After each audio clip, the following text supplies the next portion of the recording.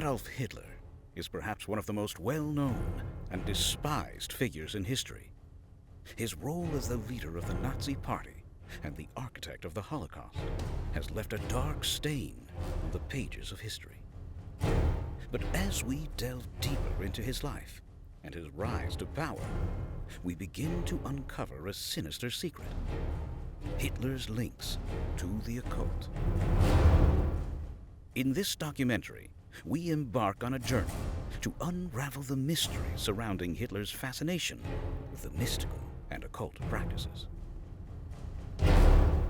From his early years as a struggling artist to his reign as the leader of Germany, Hitler's fascination with the supernatural played a crucial role in shaping his ideologies and actions.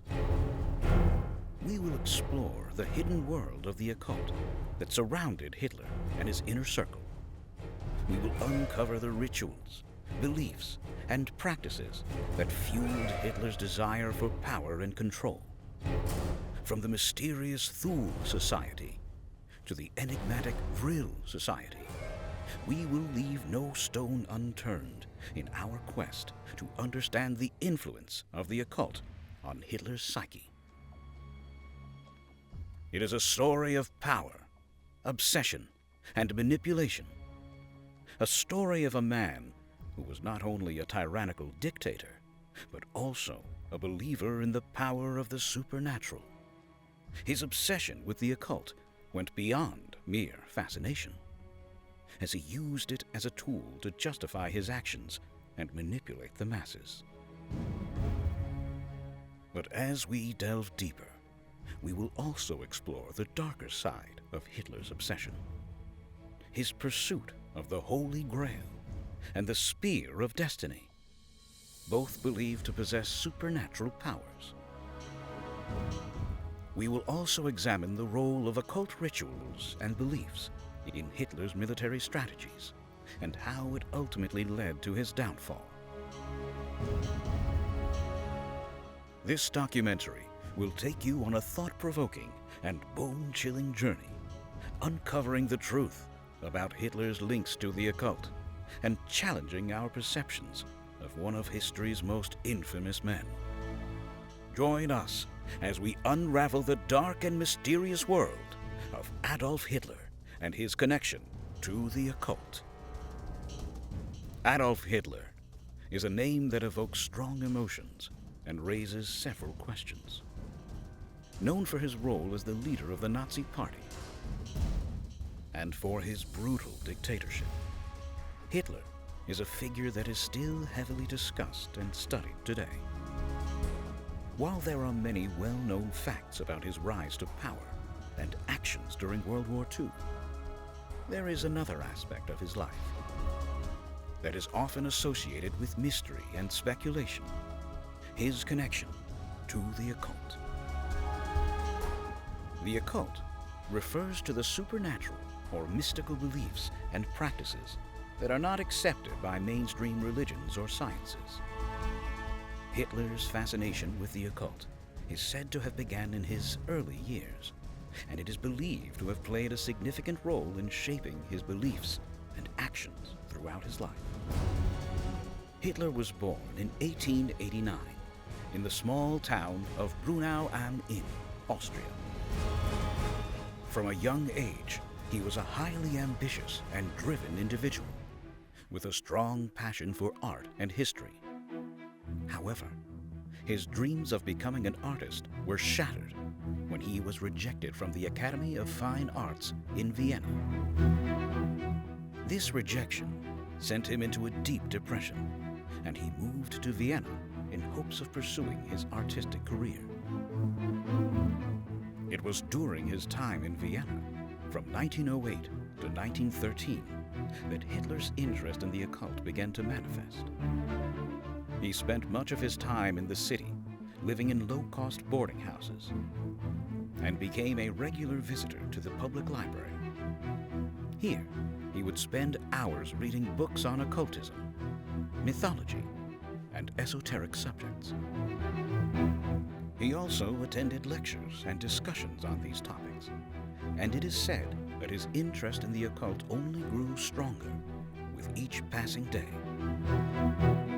One of the primary reasons for Hitler's fascination with the occult was his search for meaning and purpose in life. He was obsessed with the idea of finding a higher truth, a superior order in the chaos of the world. In his early 20s, he was a struggling artist, living in poverty and struggling to make ends meet. The belief that there was a higher, mystical force controlling the universe gave him a sense of purpose and made him believe that he was part of something significant. In his search for meaning, Hitler was drawn to the writings of German mystics and philosophers such as Guido von List, Georg Lanz von Liebenfels, and Rudolf von Sebottendorf. These individuals were part of a group known as the Ariosophists, who believed in the superiority of the Aryan race and the importance of ancient Germanic traditions. Their writings fused occultism, mythology, and pseudo-history to create a narrative that glorified the German people as the chosen race destined for greatness. The Ariosophists also had a strong emphasis on the occult, believing that through ancient symbols, rituals, and practices, one could tap into powerful cosmic forces. This idea greatly appealed to Hitler, who saw himself as the chosen one, destined to lead the German people to greatness. He also believed that through the study and practice of the occult, he could gain supernatural powers and become an invincible leader, capable of achieving his ultimate goal, world domination. Hitler's interest in the occult was not limited to books and lectures. He also joined several occult groups and societies in Vienna, one of which was the Order of the New Templars. This secret society practiced rituals and ceremonies that aimed to channel divine powers and promised its members enlightenment and spiritual ascension. Despite their claims of being descendants of the original Knights Templar, the group was actually a conglomeration of various occult teachings and practices. Another significant influence on Hitler's interest in the occult was the Thule Society, a German occultist political group. Founded in 1918, the Thule Society was heavily involved in promoting the Aryan race, anti-Semitism, and German nationalism. They also had links to the German Workers' Party, later renamed the Nazi Party. Hitler himself became acquainted with Thule Society members through his involvement in the German Workers' Party, and the society's anti-Semitic and national beliefs resonated with him. One of the main ideas propagated by the Thule Society was the belief in the existence of a lost city called Thule, which was said to be the ancestral home of the Aryan race. This myth became the basis for Hitler's obsession with Atlantis, a mythical island first mentioned by the Greek philosopher Plato. Hitler believed that the people of Atlantis were an advanced Aryan race, and their knowledge and technology could be harnessed to create an empire for Germany. Hitler's interest in the occult went beyond mere fascination and curiosity. It is believed that he also practiced various rituals and ceremonies in an attempt to gain spiritual powers and connect with the mystical forces of the universe. Some reports suggest that Hitler practiced meditation, yoga, and various forms of divination, including astrology, palmistry, and tarot reading. He was also known to use an artist's brush dipped in his own blood to paint his own version of ancient pagan symbols and runes. The influence of Hitler's interest in the occult can also be seen in some of his key policies and actions as a leader. For example, during his reign, occult symbols such as the swastika and eagle were prominently used in Nazi propaganda and official emblems. The swastika in particular has a long history and has been used in various cultures as a symbol of good luck and prosperity. However, Hitler's interpretation of the symbol was heavily influenced by the Ariosophists, who saw it as a representation of Aryan heritage and power. The use of ancient symbolism and rituals can also be seen in the mass gatherings and rallies organized by the Nazi Party.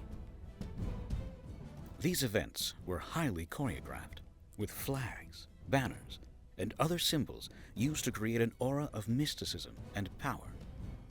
The use of torches, drums, and loud chants were meant to create a sense of unity and transcendence amongst the members of the party, almost like an occult ritual. It is evident that Hitler's fascination with the occult played a significant role in shaping his beliefs and actions. It is believed that his interest in the esoteric gave him a sense of purpose and made him believe that he was part of something significant in the grand scheme of things.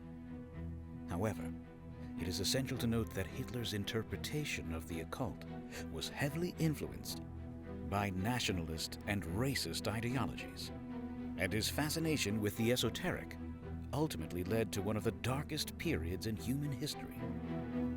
Thus, it serves as a cautionary tale of the dangerous consequences of blindly following pseudo-scientific beliefs. Dietrich Eckart was a man who played a crucial role in shaping the beliefs and ideology of Adolf Hitler. A German nationalist, journalist, playwright, and occultist, Eckart became a close friend and mentor to Hitler in the 1920s, during the early stages of his political career. He was a prominent member of the Thule Society, a secret society that was heavily involved in occult practices and conspiracy theories. It is believed that Eckart's influence on Hitler was a major factor that led to the formation of Nazi ideology and the rise of the Third Reich. Dietrich Eckart was born on March 23, 1868, in Neumarkt, Bavaria, Germany. Eckart's mother died when he was only 10 years old, and this event had a profound impact on his young mind. He was withdrawn and introverted, and he found solace in books and poetry.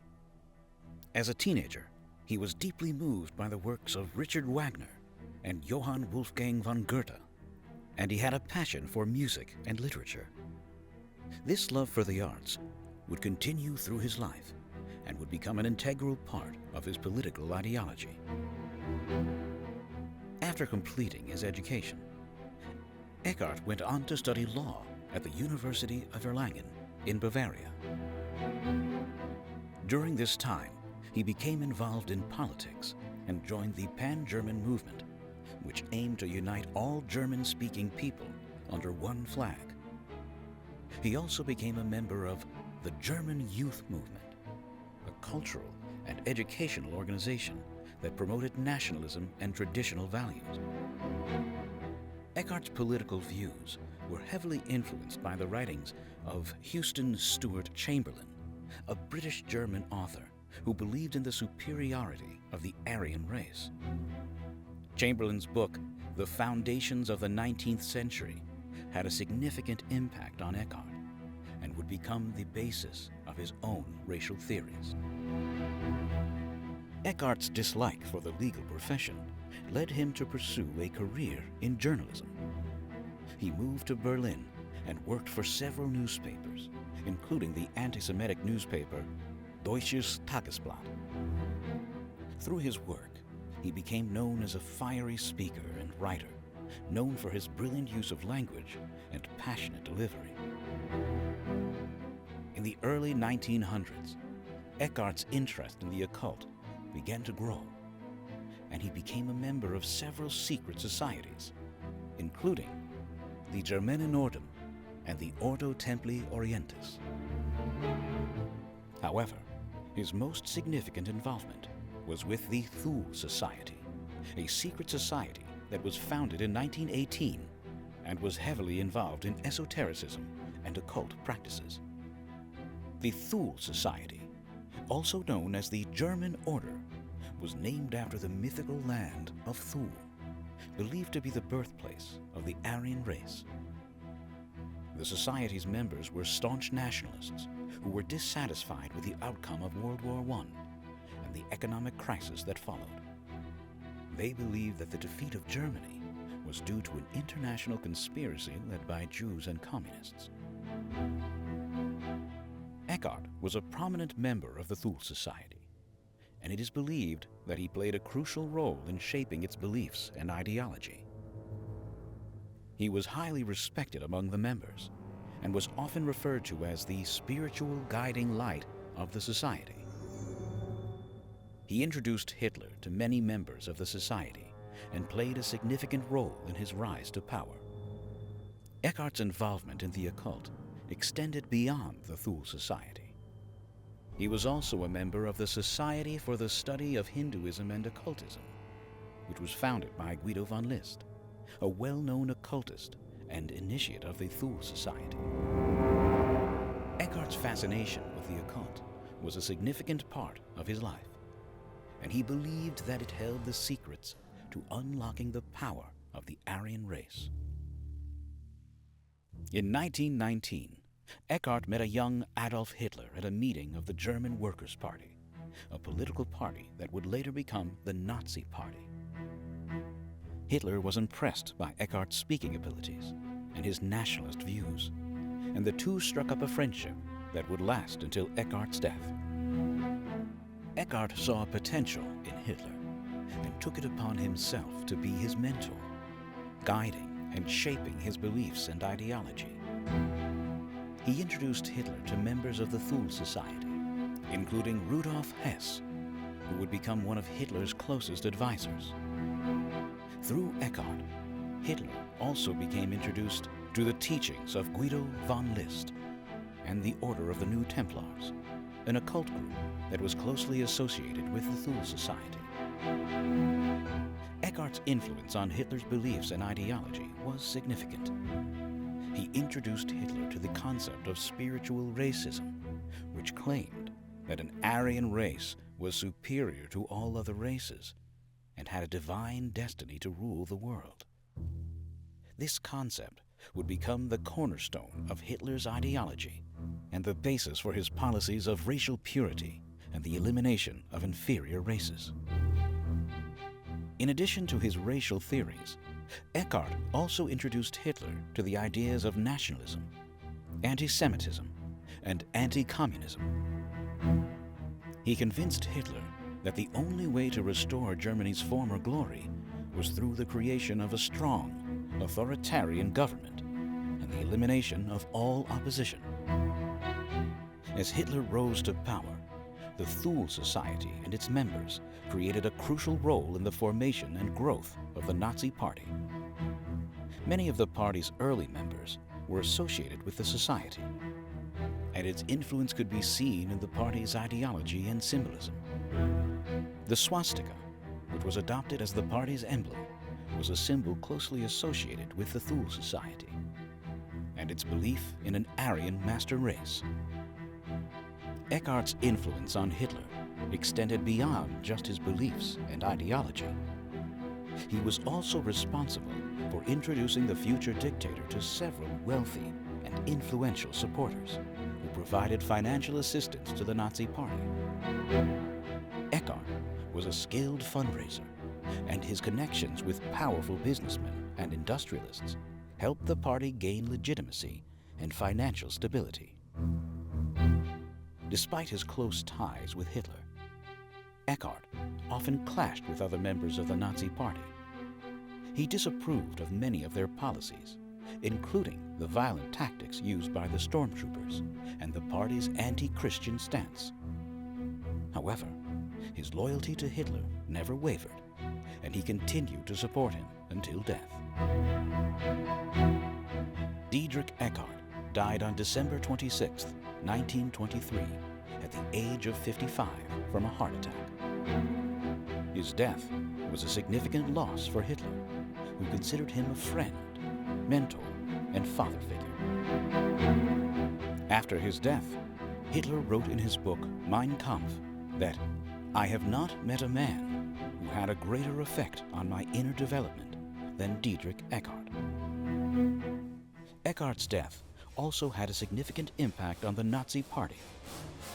His funeral was a grand affair, attended by thousands of party members, and Hitler delivered a eulogy declaring Eckart a true hero of the movement. In the years following his death, many members of the party saw Eckart as a martyr and a saint, and his image was often used for propaganda purposes. Despite his influence on Hitler and the Nazi Party, Eckart's legacy is often overshadowed by his more infamous protégé. Many of his writings and lectures have been lost or destroyed, and his involvement in the occult has been largely ignored. However, his impact on Hitler and the formation of the Nazi ideology cannot be denied. Eckart's writings and beliefs were instrumental in shaping the racial and nationalistic theories that were the basis of Hitler's policies and would ultimately lead to the atrocities of the Holocaust. To understand Hitler and the occult in more depth, we need to understand the societies he was involved in. The Thule Society played a pivotal role in shaping Hitler's worldview and laying the foundation for the rise of the Nazi Party. The Thule Society, also known as Thule Gesellschaft, was a secret organization that was founded in 1918 Rudolf von Sebottendorf in Munich, Germany. The society was named after the mythical world of Thule, believed to be the ancient home of the Aryan race. Its members believed in the superiority of the Aryan race, and their main goal was to promote anti-Semitism and establish the Aryan race as the dominant race in Europe. The society also held beliefs in the occult and ancient Germanic paganism, and saw themselves as the guardians of this ancient knowledge. They attracted many members from the upper echelons of German society, including industrialists, aristocrats, and influential politicians. But perhaps the most notable member of the Thule Society was none other than Adolf Hitler himself. It is believed that Hitler joined the society in 1919 and attended their meetings regularly. It was a crucial period in Hitler's life, and it was during this time that he was beginning to develop his anti-Semitic beliefs and charismatic leadership style. One of the key ways in which the Thule Society influenced Hitler was through their anti-Semitic propaganda. The Thule Society believed in the stab-in-the-back theory, which claimed that Germany's defeat in World War I was a result of the betrayal by the Jews and other minority groups within the country. This belief played a significant role in shaping Hitler's worldview and fueling his hatred towards the Jewish community. Hitler adopted this narrative and used it to rally his followers and blame the Jews for all of Germany's problems. In addition to promoting anti-Semitism, the Thule Society also had a strong interest in the occult and esoteric teachings. They believed in the existence of a secret brotherhood of ancient Germanic philosophers called the Black Sun, who possessed hidden knowledge and mystical powers. This idea of a secret society with ancient knowledge fascinated Hitler and further fueled his belief in a superior Aryan race. The Thule Society also promoted the idea of creating a new religion based on a mix of ancient Germanic paganism and Christianity, which resonated with Hitler's desire to create a new order and establish himself as a quasi-religious figure. The Thule Society also played a significant role in the development of Hitler's political ideology. The society believed in the concept of Volkisch, which translated to people's community, and emphasized the importance of ethnic purity and racial superiority. This idea was in line with Hitler's belief in the Aryan race and his desire to create a racially pure society. The Thule Society also promoted the idea of a strong leader who would lead the people towards a better future, which resonated with Hitler's desire for power and control. Moreover, the Thule Society's influence on Hitler can also be seen in the symbolism and rituals of the Nazi Party. As we know, the swastika, which became the symbol of the Nazi Party, was originally an ancient symbol used by the Thule Society and other occult groups. The society also held secret rituals and ceremonies that involved the use of symbols and gestures reminiscent of ancient Germanic paganism, which Hitler incorporated into the Nazi Party's traditions and ceremonies. Although the Thule Society's influence on Hitler and the Nazi Party is undeniable, it is essential to note that not all of Hitler's views and beliefs aligned with those of the society. For example, the Thule Society had a strong aversion to Christianity, while Hitler used the Christian Church, especially the German Protestant Church, to his advantage. Hitler also had a strong sense of nationalism, whereas the Thule Society promoted a pan-Germanic ideology. The rise of the Nazi Party and Hitler's ascent to power can also be attributed to the Thule Society's influence on German culture and society at the time. The society's ideas of racial purity and superiority had a significant impact on the masses, especially those who were disillusioned and looking for someone to blame for Germany's defeat in World War I and the economic turmoil that followed. Hitler used these sentiments to his advantage and tapped into the growing nationalist and anti-Semitic sentiment in Germany, which enabled him to gain widespread support. As Hitler's political career gained momentum, so did his interest in the occult. One of the most significant occult beliefs that shaped Hitler's ideology was the concept of the master race. This belief held that the Aryan race was the most spiritually advanced and had special abilities, making them destined to rule over other races. This belief can be seen in Hitler's speeches and writings, where he often talked about the superiority of the Aryan race and the need to purify the German people by eliminating those he deemed inferior. Hitler's fascination with the occult also extended to ancient Germanic and Nordic mythology. He believed that these ancient civilizations held secrets to unlocking supernatural powers and advanced technologies.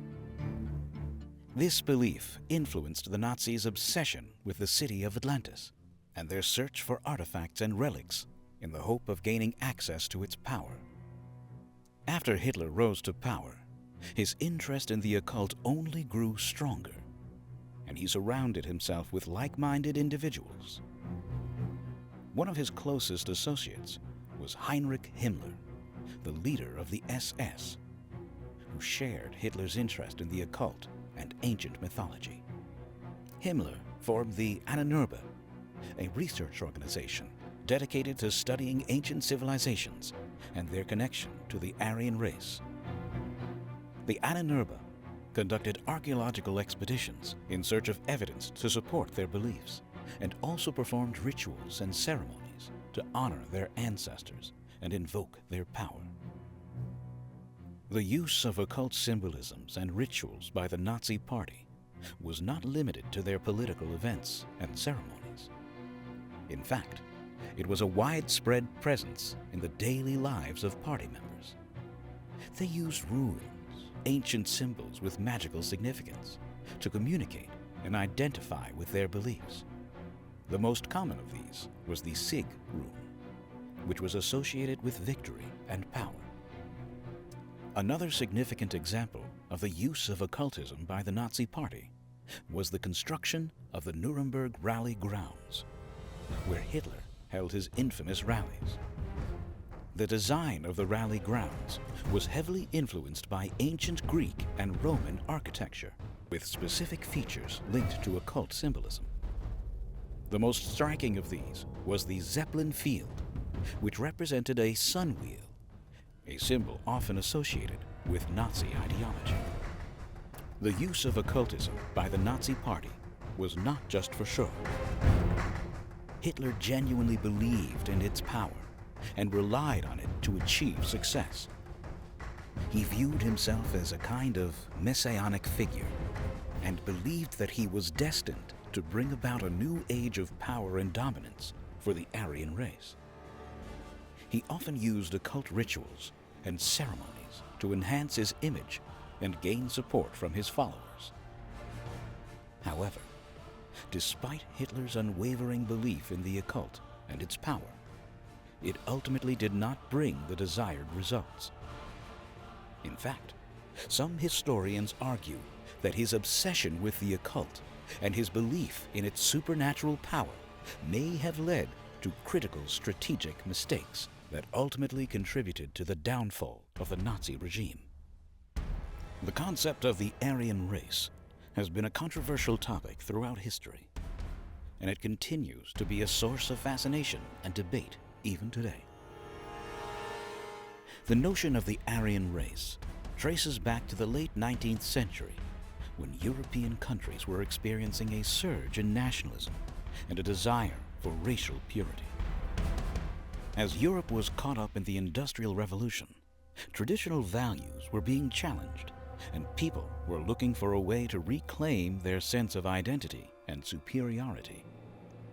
It was during this time that the belief in the existence of a superior Aryan race gained prominence.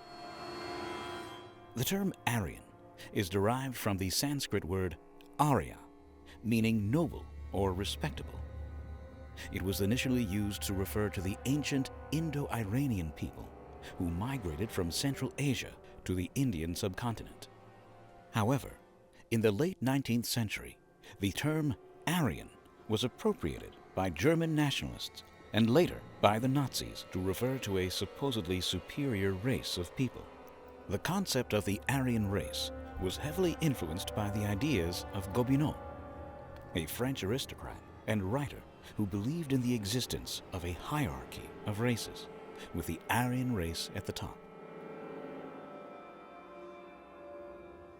According to Gobineau, the Aryan race had originated in Northern Europe and was the purest and most advanced race, while other races were inferior and destined for extinction. Gobineau's ideas were further developed by Houston Stewart Chamberlain, a British-born German philosopher who believed that the Aryan race was not just physically superior, but also had a superior spiritual and moral character. He believed that the Aryan race was the creator race and had given birth to all the great civilizations of the world. However, it was not until the rise of Adolf Hitler and the Nazi Party in Germany that the concept of the Aryan race gained widespread acceptance and became a fundamental part of their ideology. Hitler and other top Nazi leaders, including Heinrich Himmler and Alfred Rosenberg, were heavily influenced by the occult and esoteric teachings, which linked the Aryan race to ancient Germanic mythology. One of the key figures in the development of the Aryan race concept within the Nazi Party was Alfred Rosenberg, who was appointed by Hitler as the chief theorist of the Nazi Party. Rosenberg believed that the Aryan race was a spiritually superior race with a divine mission to rule the world. He went as far as to say that other races, particularly the Jews, were subhumans and a threat to the purity and superiority of the Aryan race. Rosenberg and other Nazi leaders used the concept of the Aryan race to justify their policies of racial purity and the persecution of Jews and other minority groups. They believed that by eliminating these lesser races, they would be fulfilling their divine mission in creating a world dominated by the superior Aryan race. To further reinforce their beliefs, the Nazis also looked to ancient Germanic mythology for validation. They saw themselves as the descendants of ancient Germanic gods and linked the Aryan race to these mythological figures. In particular, they glorified the figure of Odin, the god of war, wisdom, and magic, who was seen as the embodiment of Aryan ideals. The obsession with the purity of the Aryan race led the Nazis to implement their eugenics and racial policies, which aimed at creating a genetically superior Aryan population. This included forced sterilizations of undesirable individuals and the extermination of millions of Jews, Romas, and other perceived inferior races in what became known as the Holocaust. Despite the ultimate downfall of the Nazi Party and the exposure of the horrors of the Holocaust, the concept of the Aryan race continued to have repercussions for the years to come. The Nuremberg laws, which defined and enforced racial segregation in Nazi Germany, were heavily influenced by the idea of the Aryan race and remained in force until the end of World War II. Furthermore, the legacy of the Aryan race continues to impact modern-day fascist and white supremacist groups who still hold the belief in the superiority of the Aryan race. In 2017, Unite the Right rally in Charlottesville, Virginia, where far-right groups chanted "Blood and Soil," a slogan which ties to Nazi ideology, is one such example. The idea of the Aryan race has continued to be used by extremist groups to justify their actions and perpetuate hatred and violence towards minority groups. However, it is essential to note that the concept of the Aryan race has been thoroughly debunked by scientists and historians. DNA evidence has shown that there is no biological basis for different races, and the idea of a superior Aryan race is nothing more than a myth.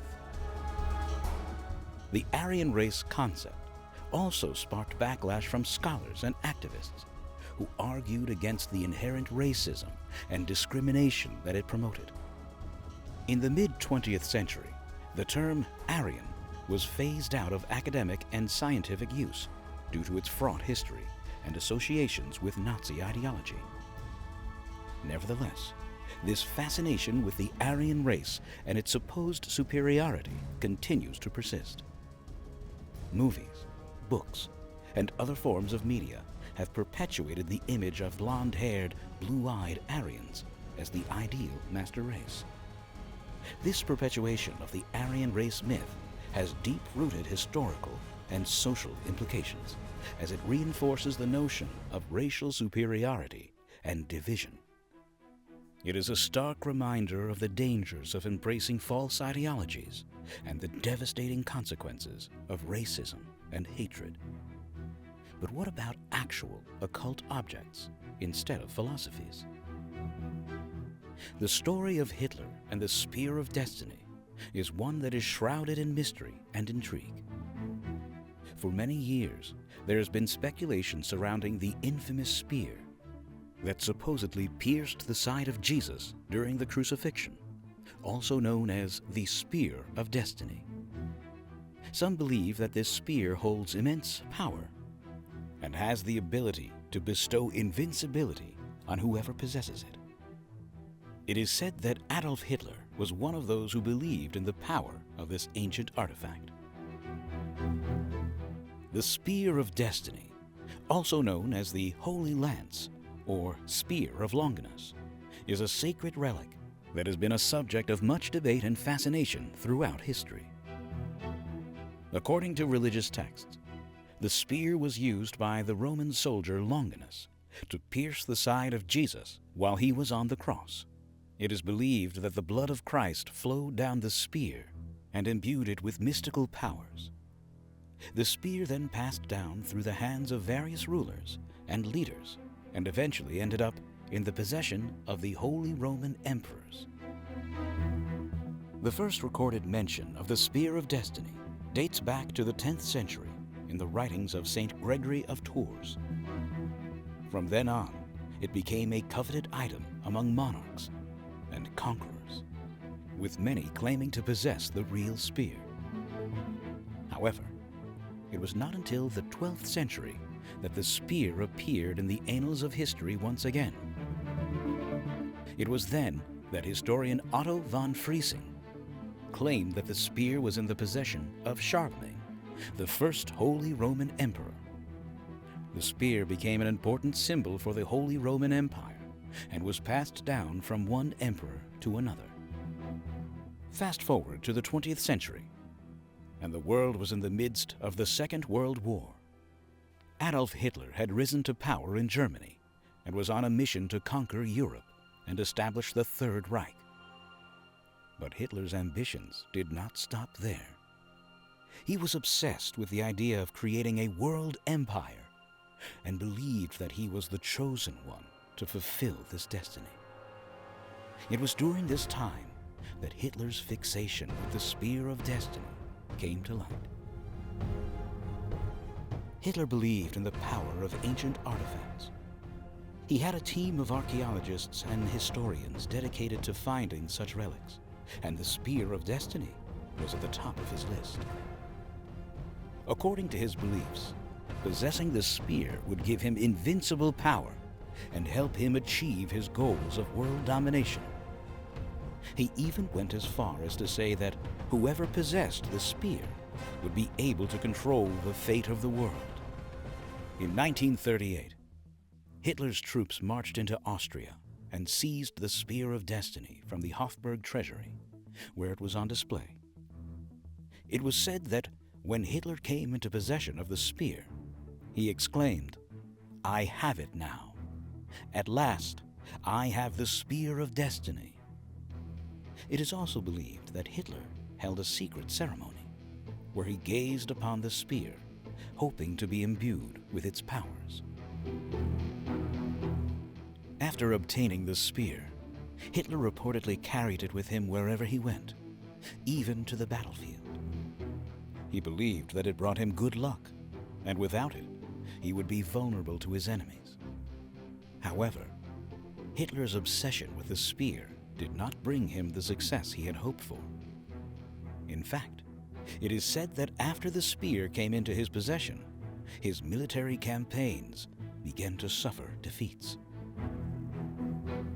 Despite Hitler's best efforts, the tide of the war turned against him. In April 1945, as Allied forces closed in on Berlin, Hitler reportedly ordered the spear to be hidden away to prevent it from falling into the hands of the enemy. However, the spear was discovered by American soldiers and returned to Austria, where it remained for many years before being put on display once again. The story of Hitler's obsession with the Spear of Destiny has sparked many debates and theories. Some believe that the power of the spear was simply a myth, and that Hitler's beliefs were nothing more than delusions. Others say the spear did possess some hidden powers, but they were not strong enough to aid in Hitler's quest for world domination. Whatever the truth may be, the fact remains that Hitler's belief in the power of the spear had a significant impact on his actions and decisions during the war. But Hitler was also fascinated with certain spiritual groups, such as Tibetan monks. This fascination with Tibetan monks and their rituals had a profound influence on Hitler and shaped his ideology. The origins of Hitler's interest in Tibet can be traced back to the late 1920s. It is said that a book by German philosopher Ernst Schaeffer, In the Land of the Gods, sparked Hitler's curiosity about Tibet and its people. Schaeffer, who was part of an expedition to Tibet, wrote about his encounters with the Tibetan monks and their mysterious rituals. Hitler soon became fixated on the idea of gaining access to the ancient knowledge and secrets of the Tibetan monks. He saw himself as a messianic figure with a divine purpose to unite and lead the Aryan race towards world domination. He believed that the Tibetan monks held the key to achieving his goal. In his mind, the monks were not only spiritually advanced, but also possessed hidden powers and knowledge that could help him achieve his ambitions. He saw the monks as the perfect embodiment of his ideals of purity, strength, and discipline. To further his understanding of Tibetan practices, Hitler commissioned a delegation of SS officers led by Karl Haushofer to travel to Tibet and study under the guidance of the monks. Haushofer, a fervent believer in the existence of an Aryan race, saw the trip as an opportunity to validate Hitler's theories and gain access to the supposed mystical powers of the monks. The journey was also seen as a way to strengthen ties between Nazi Germany and Tibet. The delegation arrived in Tibet in 1939 and spent 6 months studying under the guidance of the monks. They learned about Tibetan Buddhism, its rituals and practices, such as meditation and yoga. The SS officers also became fascinated with the concept of the third eye and the belief that it could grant them special powers and insight. They returned to Germany with a newfound reverence for Tibet and its people, and Haushofer even went on to publish a book titled Geopolitics of the Pacific Ocean, which reflected his new admiration for Tibetan culture. But it wasn't just the spiritual practices and rituals that intrigued Hitler. He was also drawn to the political system of Tibet, which was a theocracy led by the Dalai Lama. Hitler saw this as a perfect example of a strong and unified leader at the head of a pure and superior race. He even expressed his admiration for the Dalai Lama, stating that he was a wise ruler and a great spiritual leader. This admiration soon turned into a desire to establish a similar system of government in Nazi Germany, with himself as the supreme leader. The influence of Tibetan monks on Hitler's ideology and actions can also be seen in his policies towards other religions. The Nazis persecuted and executed millions of Jews, considering them inferior and a threat to the Aryan race. They also targeted other religions and minority groups, such as Catholics, Romani people, and homosexuals. The hatred towards these groups stemmed from Hitler's belief in a pure Aryan race with no room for other religions and beliefs. Furthermore, Hitler's belief in the existence of a superior race also led him to his interests in eugenics, a pseudoscience that aimed to improve the genetic quality of the human population through selective breeding. He believed that by eliminating those he deemed inferior, he could create a perfect race, just like the monks who practiced selective breeding to maintain the purity of the Tibetan race. These extreme ideologies were a direct result of Hitler's fascination with the Tibetan monks. But the influence of the Tibetan monks on Hitler's ideology did not end with his death. After the fall of Nazi Germany, a group called Ahnenerbe emerged, claiming to carry on Hitler's legacy, continuing his fascination with Tibetan practices and beliefs. This group believed that the Germans were the descendants of an ancient Aryan race originating in Tibet, and that through the study of the monks and their practices, they could regain their lost purity and power. The legacy of Hitler's fascination with Tibetan monks continues to this day, with the rise of neo-Nazi and white supremacist groups, who also subscribe to the idea of racial purity and superiority. These groups often use symbols and practices borrowed from the Tibetan monks, such as the swastika, which is believed to have originated from the Buddhist symbol of good fortune. This appropriation of Tibetan culture and beliefs by hate groups only serves to further demonstrate the extent of Hitler's fascination with the monks and their practices. As we have seen, the rise of Nazi Germany under the leadership of Adolf Hitler was marked by an insidious obsession with race and the belief in the superiority of the Aryan race. As the Nazi regime gained power in the 1930s, Hitler and his inner circle sought to solidify this belief by conducting research into ancient civilizations and the occult. Out of this desire was born the Ahnenerbe Institute, a research organization tasked with legitimizing Nazi ideology through the pursuit of esoteric knowledge. One of the most infamous departments of the Ahnenerbe was the Department of Occultism, also known as the Witch's Kitchen. This department was headed by Wolfram Sievers, a close associate of Himmler and dedicated Nazi. The department was responsible for investigating paranormal phenomena, conducting experiments on humans and animals, and researching the power of the occult. The department also oversaw the exploitation of concentration camp prisoners for medical experiments, using them as test subjects for pseudoscientific studies on the effects of hypothermia, high altitude, and other conditions. The Ahnenerbe Institute was also actively involved in missions to search for evidence of ancient civilizations and their connections to the Aryan race. The Ahnenerbe also sponsored an expedition to Antarctica in search of ancient artifacts and evidence of the Aryan race. The expedition, led by renowned German explorer Alfred Richer, was the largest and most expensive of all the Ahnenerbe's missions.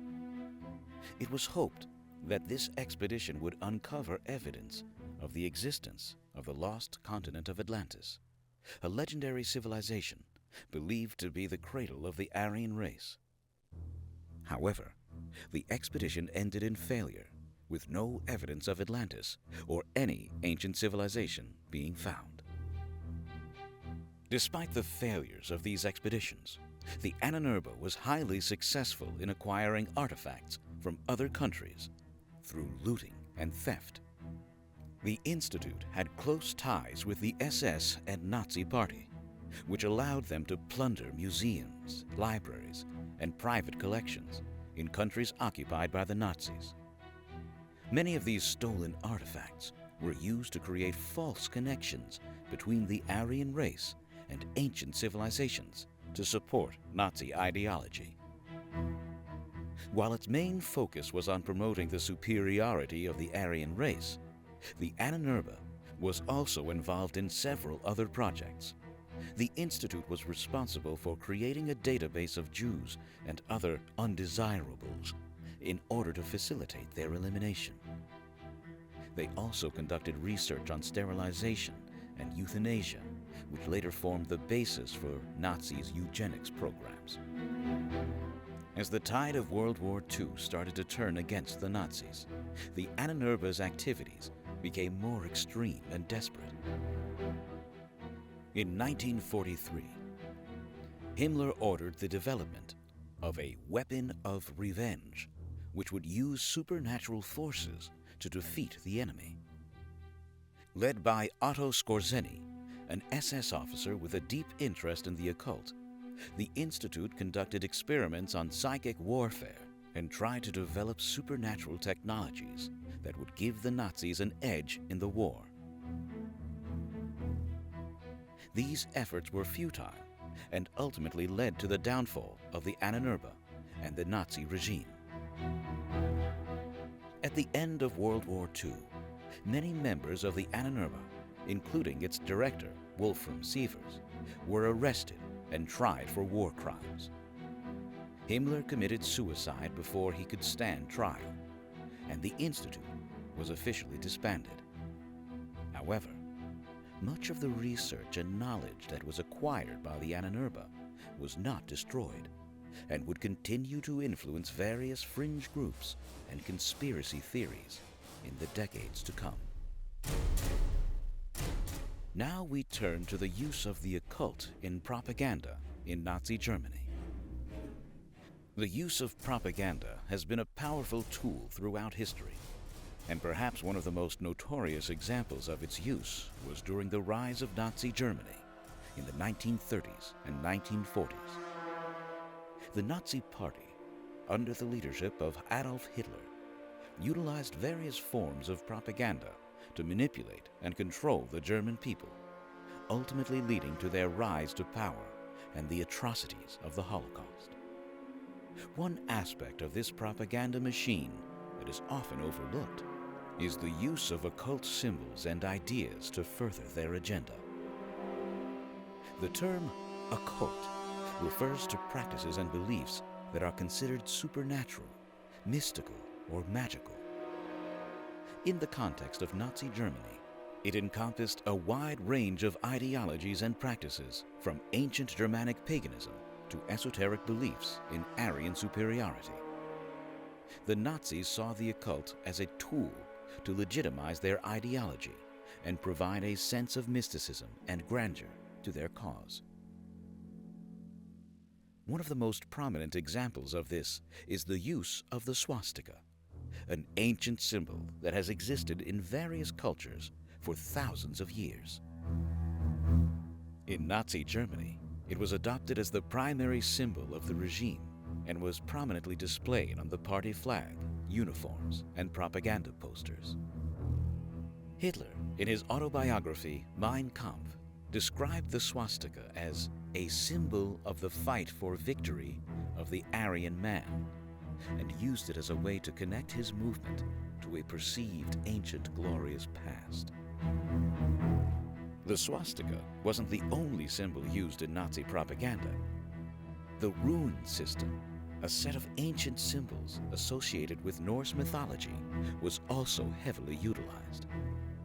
The most well-known of these is the Sig rune, which was used by the SS and still could be seen today in neo-Nazi and white supremacist imagery. The use of these ancient symbols served to create a sense of continuity and legitimacy for the Nazi Party, connecting their ideology to a distant past. Beyond symbols, occult beliefs and practices were also incorporated into Nazi propaganda. One notable example is the concept of blood and soil, or Blut und Boden in German. This ideology, popularized by Nazi ideologue Richard Walter Dahr, emphasized the importance of a connection to the land and bloodline in creating a pure, superior race. This belief was used to justify the displacement and genocide of other groups, such as Jews, who were seen as a threat to the purity of the German race. The use of occult imagery and beliefs was not limited to propaganda within Germany. The Nazis also utilized these elements to spread their message internationally, particularly in countries with significant German populations. For example, in the United States, the Nazi Party created the German-American Bund, which used occult symbols and imagery as a way to gather support for the Nazi cause. They even held rallies that featured torchlit processions and speeches focused on the superiority of the Aryan race. The Nazis also took advantage of the burgeoning interest in the occult in popular culture at the time. Books, magazines, and films about supernatural and mystical phenomena were gaining popularity, and the Nazi Party saw an opportunity to exploit this interest. A particularly famous example of this is the film Triumph of the Will, directed by Leni Riefenstahl, which heavily features occult imagery and rituals to glorify the Nazi Party and create a sense of awe and power. The use of the occult in Nazi propaganda was not only limited to visual imagery. The Nazis also incorporated occult practices into their rallies and events. For instance, the infamous Nuremberg rallies, with thousands of attendees, were said to have had a ritualistic atmosphere with torchlight processions, massive crowds chanting in unison, and Hitler's dramatic speeches creating an almost mystical experience for those in attendance. This was all part of the propaganda machine, using occult practices to create a sense of unity and power amongst the German people. The Nazis also attempted to create a new religion, blending elements of Christianity with their ideology. This new religion, known as positive Christianity, was intended to replace traditional Christian beliefs with those that aligned with Nazi ideology. Occult symbols and concepts were intertwined with this new religion, further embedding these ideas into the minds of the people. But why did the Nazis feel that incorporating occult elements into their propaganda was necessary? It could be argued that the use of the occult was a deliberate strategy to manipulate and control the German people. By tapping into a sense of pride and mysticism, the Nazis were able to create a sense of superiority and purpose amongst the German population, even in the face of defeat and hardship. The belief in the power of the occult also fed into the idea of German exceptionalism and the notion that the Aryan race was destined for greatness. Additionally, the use of the occult in propaganda helped to create a cult-like following for Adolf Hitler. Many Germans saw him as a messiah figure, with some even believing that he was divinely chosen or had supernatural powers. This belief further cemented his position as a powerful leader and allowed him to maintain control over the German people. The incorporation of occult elements in Nazi propaganda also had a psychological effect on the population. The use of ancient symbols and rituals gave a sense of antiquity and legitimacy to the Nazi Party, making it seem like they were part of a grand historical tradition. This created a sense of awe and reverence towards the party and its leaders, making it easier for them to manipulate and control the people. The use of the occult in Nazi propaganda played a significant role in the rise of the Nazi Party and its hold over the German people. Symbols, beliefs, and practices associated with the occult were used as a means to legitimize their ideology, create a sense of superiority and unity amongst the population, and manipulate their beliefs and actions. It is a stark reminder of the power of propaganda in shaping the course of history and the dangers of using ancient beliefs and symbols for political gain. But in early 1945, it was clear that Germany was losing the war. The Allied forces were advancing from the west, while the Soviet Union was closing from the east. Hitler, who had always been heavily involved in military strategy, refused to accept defeat and continued to demand that his troops continue fighting, even as they faced Soviet tanks rolling into Berlin. In April 1945, Hitler retreated into his bunker in Berlin, and as the Soviet army closed in, he committed suicide on April 30th. A week later, Germany surrendered unconditionally, signaling the end of the Third Reich. The death toll of the Second World War was catastrophic, with an estimated 60 million people losing their lives. The downfall of the Third Reich was a relief for those who had suffered under its oppressive rule, but it also had significant consequences for Germany. The country was left in ruins, both physically and morally.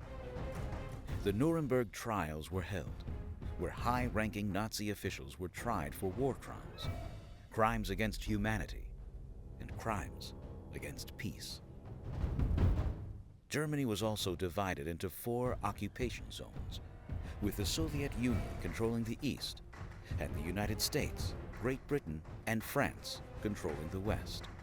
This division eventually led to the Cold War, as ideological differences between the Soviet Union and Western powers emerged. While these tactics may have seemed effective in the short term, They ultimately proved to be detrimental to the Nazi Party. The use of the occult in politics not only alienated many of their own members who did not believe in such practices, but also created suspicion and mistrust among their allies. Furthermore, the Nazi Party's reliance on the occult created a false sense of superiority and invincibility. This led them to make reckless decisions, such as declaring war on multiple fronts and attempting to conquer the Soviet Union, ultimately leading to their downfall. Moreover, Hitler's obsession with the occult also diverted his attention and resources away from more practical matters. His efforts were often focused on trying to find mythical artifacts and relics, such as the Holy Grail or the Spear of Destiny, instead of focusing on the war effort. In the end, the use of the occult in politics proved to be more of a hindrance than a help to the Nazi Party. The belief in their own superiority and the reliance on supernatural forces led to poor decision-making and a false sense of security. It also created division within the party and weakened their alliances.